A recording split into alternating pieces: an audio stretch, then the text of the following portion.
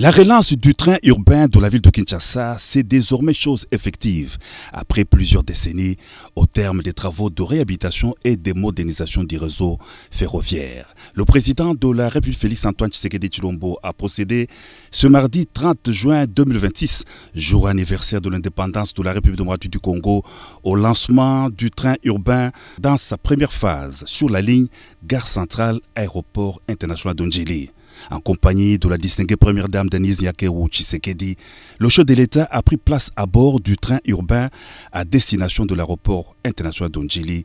Dans la cabine VIP où l'on a noté la présence de la première ministre Judith Suminwa, du vice-premier ministre, ministre des Transports Jean-Pierre Bemba et de quelques autres membres du gouvernement. Tout le long du parcours, la population en liesse a salué la reprise du trafic ferroviaire du train urbain.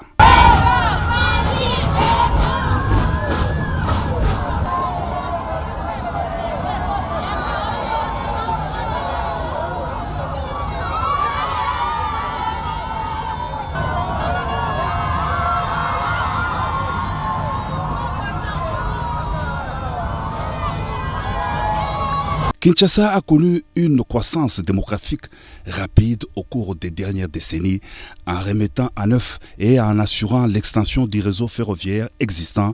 Le train urbain contribuera à combler les lacunes du secteur des transports de la ville de Kinshasa. Le directeur général de la Société commerciale des transports et des ports, Martin Lukusa, s'en réjouit. Nous avons eu un devoir de la part du chef de l'État et du gouvernement de pouvoir réhabiliter les chemins de fer interurbains dans la ville de Kinshasa. Comme vous savez, il y a trop de problèmes d'embouteillage, il fallait pallier à cette difficulté-là. Et nous nous sommes mis au travail. Là, nous avons relié définitivement la gare centrale à Gombe de l'aéroport d'Njili. Vous avez vous-même le président a pris place à bord du train. Nous sommes arrivés à l'aéroport. Et dans les jours qui viennent, nous allons fixer l'opinion sur la reprise maintenant du trafic commercial.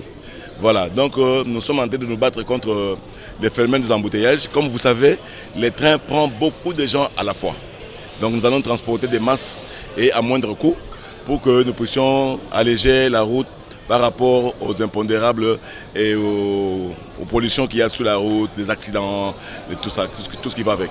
Le trafic ferroviaire est une autre alternative pour relier le centre-ville à l'aéroport international de Njili en traversant plusieurs communes, Limete, Massina notamment.